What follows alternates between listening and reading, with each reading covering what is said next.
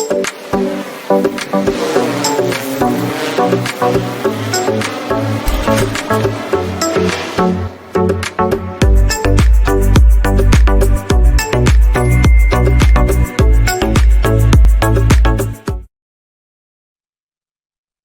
and peace, you guys. April Chapman here with the Standard of Truth podcast, where we discuss all things social, cultural, political, and theological from a biblical perspective.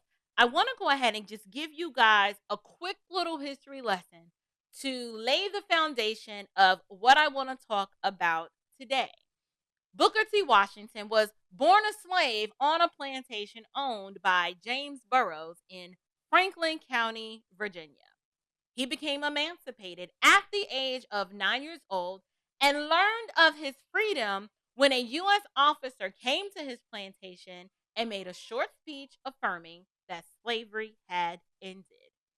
In his autobiography, Up from Slavery, Booker T. Washington records the following, and I quote, "The whole machinery of slavery discouraged white self-reliance."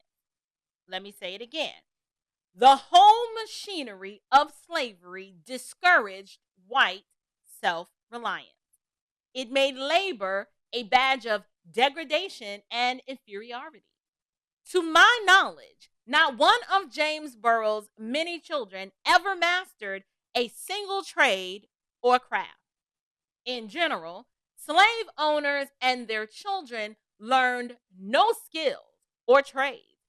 When freedom came, many former slaves were almost as well prepared to begin life anew as their former masters, except with regard to literacy and ownership of property.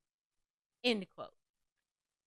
Now I decided to open with this little tidbit of historical narrative because it will frame much of what I want to talk about today.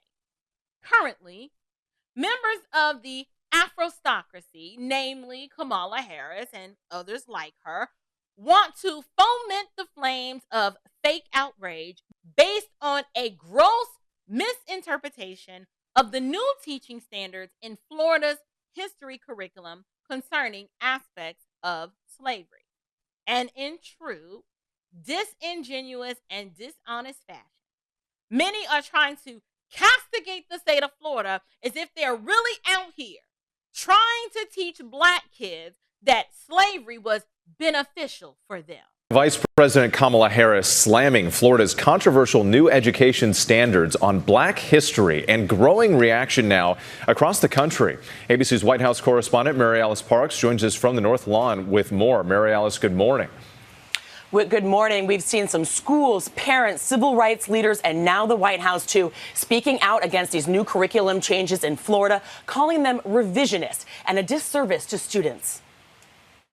This is unnecessary to debate whether enslaved people benefited from slavery. Are you kidding me? This morning, Florida's Board of Education under fire after passing new curriculum standards that educators in the state and across the country say try to gloss over the horrors of slavery in the United States. Included in the new guidelines, a requirement that middle school students be taught, quote, how slaves developed skills which, in some instances, could be applied for their personal benefit. As some teachers and civil rights leaders blasted the new standards, the vice president traveling to the state to rally against them, too. Adults know what slavery really involved. It involved some of the worst examples of depriving people of humanity in our world. Florida's Education Association, a major teachers union, writing in a statement that at the high school level, these standards conflate the 1920 Ocoee massacre, where at least 30 African Americans were killed for attempting to vote, with acts of violence perpetrated by African Americans. Florida's governor and Republican 2024 presidential candidate Ron DeSantis praising the new standards. But these are the most robust standards in African American history, probably anywhere in the country. Florida Republican State Representative Bernie Jacques agreeing, arguing the fight is overblown. No one is sugarcoating the idea of slavery. We're committed to teaching all of the history, the good, the bad, the ugly, and everything in between. But at the Board of Education meeting earlier this week, community members and parents begged the group to not go through with these changes. Do not, for the love of God, tell kids that slavery was beneficial, because I can guarantee you it most certainly was not. And of course, these latest changes come after earlier this year, Governor Ron DeSantis also banned the teaching of an AP course on African American studies. And it's not just in Florida. We've seen other Republican-led states around the country weighing potential new restrictions on how teachers can talk about race in the classroom and key aspects of U.S. history. Janae? Really incredible. You know what? I hate being lied to. I hate being lied to, and I do not enjoy the art of manipulation. And I can't stand it when people make a career out of lying. So here's what we're going to do. Let me share with you, in their own words, the actual statement from the Florida Board of Education explaining what the state standard actually is and the goal it was trying to convey. For the first time since the State Department of Education approved these new standards last week, we are finally hearing the state's interpretation, its defense, its explanation of why the standards read like they read pertaining to African American history. And we're talking specifically about a line that seems to include that enslaved people benefited from the skills that they learned. Big outcry, and I want you to be able to listen in full to the state director of the social studies telling this conference of teachers from around the state here in Miami-Dade College. It's something that you're not going to hear anywhere else because we actually just happened to be there when it occurred. The benchmark clarification, which has received a lot of attention, is instruction includes how slaves developed skills which, in some instances, could be applied for their personal benefit. This has been interpreted to mean slaves benefited from slavery, and that is not the standard at all. What this is saying is, this is not the story simply of victims who withered in the face of oppression, but rather the story of a resilient people who responded to their oppressors in an adaptive manner, utilizing every resource at their disposal to resist the inhumane nature of the bondage they were in. You may have been able to hear some heckling, some booing during what he was talking about. There was some of that. But there were teachers that we met here who were actually very supportive of the new standards. Some teachers telling us they actually do feel some sort of autonomy to teach to the standards the way they feel comfortable. There was absolutely those here who were completely baffled and against what those standards say. You will hear from teachers when we see you right back here at 6 o'clock. I'm Glenna Milberg. So there you have it. That's the context. That's what was actually said. Now I hear very well. But I also don't live and move and function in this world as an eternal victim. So that means that when I hear information, I'm able to contextualize it and compartmentalize it and process it properly because, one, I understand history and I don't live like this. I don't live just in this perpetual state of woe is me. This is what happened to me. And it's just so horrible. And it just prevents me and paralyzes me from moving forward in life. I hear very well. And for me, when I read that statement, I actually agree with it. Because see, here's the thing. It is easy for us to make up reasons to be upset. Right? That's easy to do. And I'm disappointed, right, in some, not all, but there have been some Black conservatives who, in an effort to kind of pander, right? They want to pander and they want to appeal to the emotions of some people. They jumped on this bandwagon too, without fully understanding the context of what the standards were meant to convey. Like, you can flip anything and try to turn it into something else, but that is not what this is. So here's the truth. If you started watching this video from the beginning, you literally heard me read the words of someone who was an actual slave. This guy right here, like, he was born a slave, right? So I think his writing, his autobiographical writings, kind of holds a little bit of weight. But Booker T. Washington, he recorded for our learning, in his own words, the fact that after emancipation, slaves were in most instances more prepared to enter society than their white counterparts because they had viable skills and trades that they learned where? I'm sorry, in slavery. Historical record tells us that most whites did not have any skilled labor to appeal to provide for themselves post-slavery. And why is that, you might ask? Well, duh. If you've lived under an institution where all of the labor was done for you by others, when would you have mastered a skill or acquired a trade? You wouldn't. And for the record, not all white people owned slaves.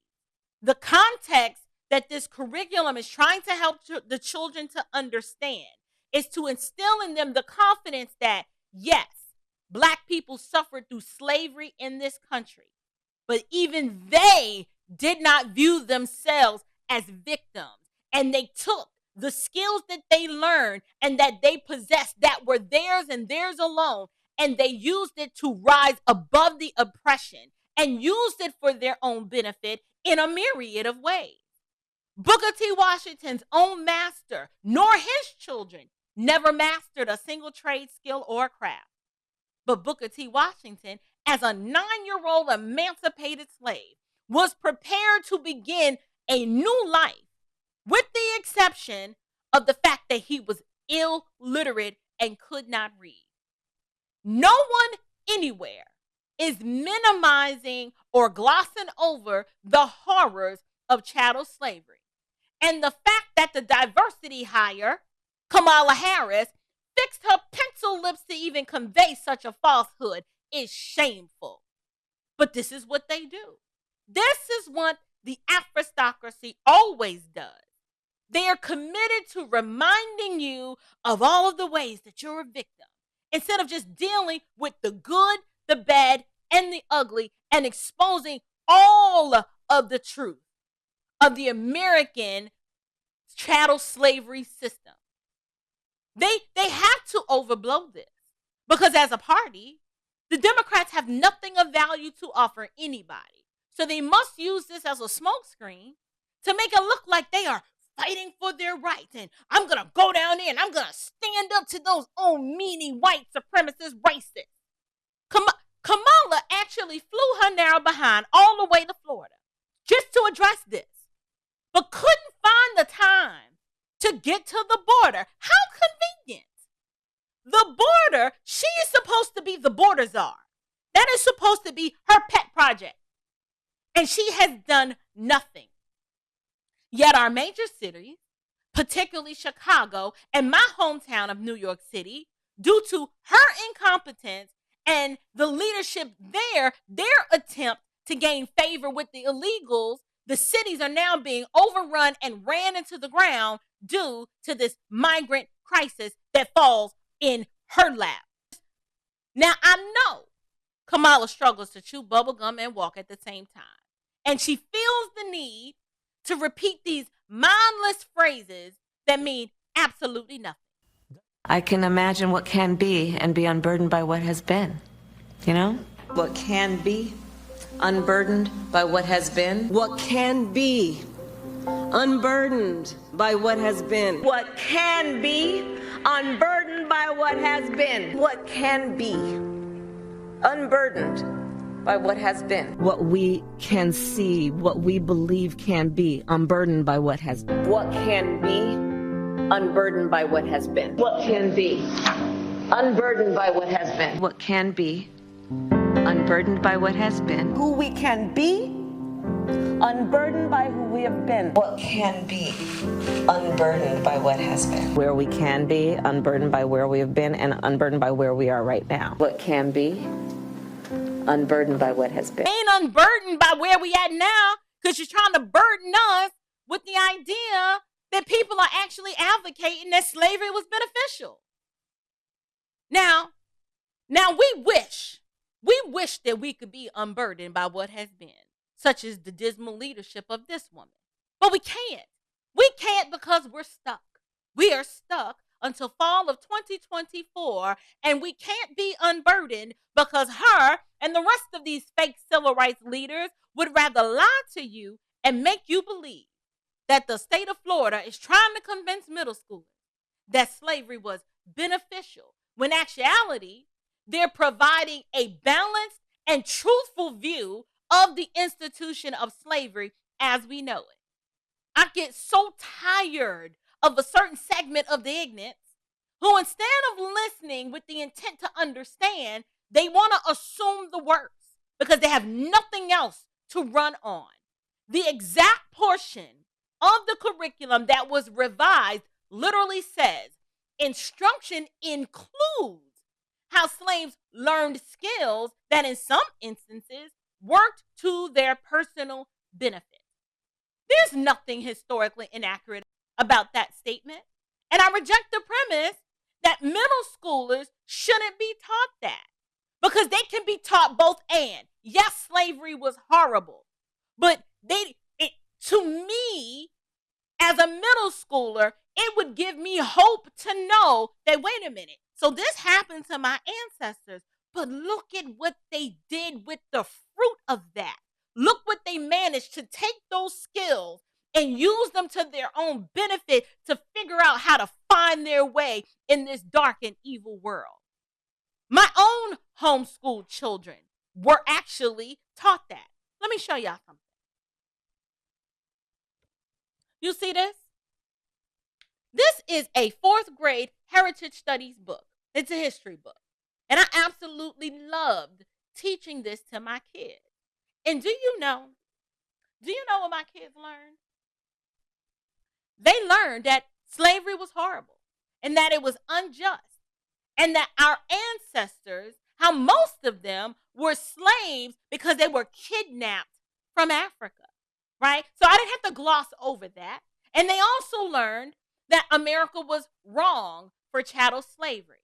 But the reason why my children know that America was wrong for chattel slavery is because we have a biblical epistemology, meaning we come from the standpoint of that the scriptures teach that kidnappers and enslavers deserve death. That's Bible. My kids also learned that white folks didn't just show up in Africa and grab random black folks and bring them to America. They were kidnapped by other Africans and sold to the white man. So there's no need to hide that fact because it's the truth. So if we're going to talk about slavery, let's talk about all of it. Let's lay it all out on the table and tell these kids the truth. Let's talk about the fact that after slavery, many Southerners were concerned about who would work in the field and how their land was decimated because of the war. It was a completely hot mess. Why would they be concerned about that? You ask? Well, because they didn't have the skill. They had to figure it out. But freed blacks had skills. They had skills that they could use to fend for themselves, skills that were proved to make them valuable to either find work or to start their own form of enterprise. They grew their own food. Many of them did. My own very husband. My husband is very skilled in the art of carpentry and woodworking. The man he will either find a way or make a way. This family will never starve because he has a set of skills and abilities that are valuable to him that no one can ever take away from him. And do you know where he learned those skills from? He inherited many of them from his grandfather, who built his own house, the same house that my mother-in-law lives in to this very day. My husband grew up cleaning and stacking bricks and working outside in the yard all day in the hot sun, cleaning and stacking bricks.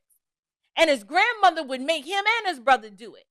And back then, they absolutely hated it. They could not understand why on earth grandma would make them stay outside in the hot southern heat to do such a job.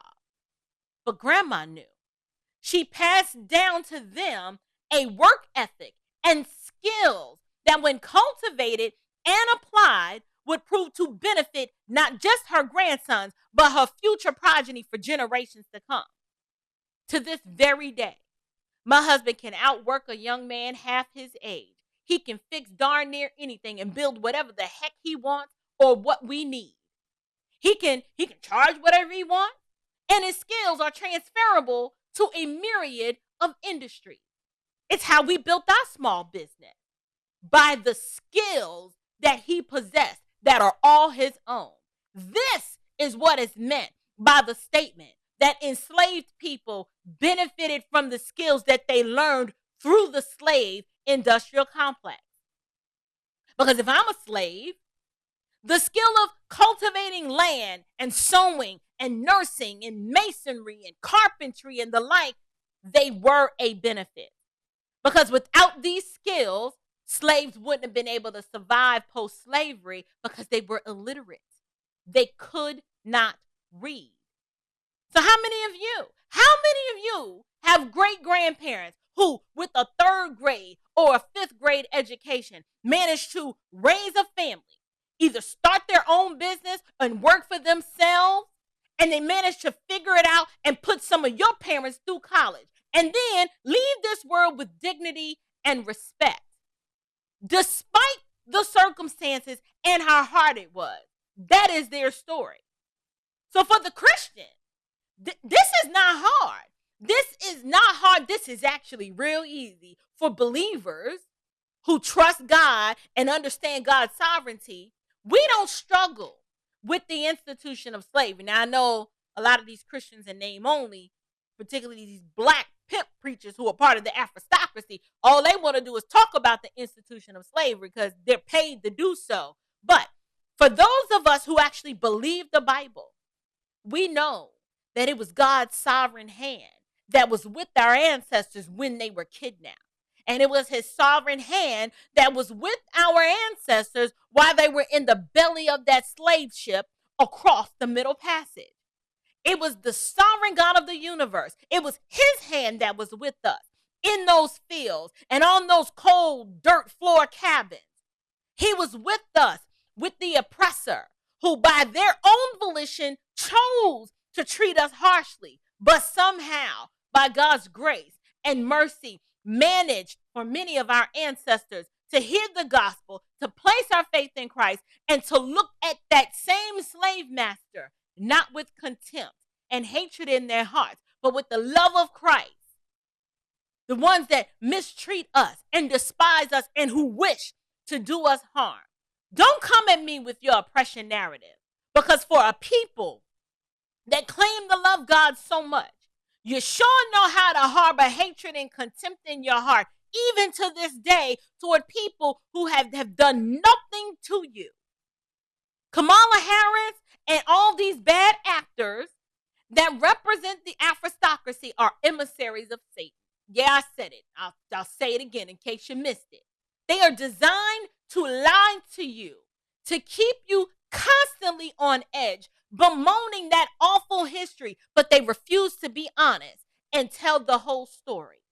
Stop letting these people recruit you to run in the victim Olympics. And the reason why I say that is because I just did a video the other day pointing out that a school started by a black billionaire, how it's pumping out kids that cannot count. They cannot pass the state math test. They have a trauma-informed curriculum. Yeah, they have that. But why aren't we traumatized over the fact that the kids can't count, and that they are in the bottom 5% of schools in the entire state of Ohio.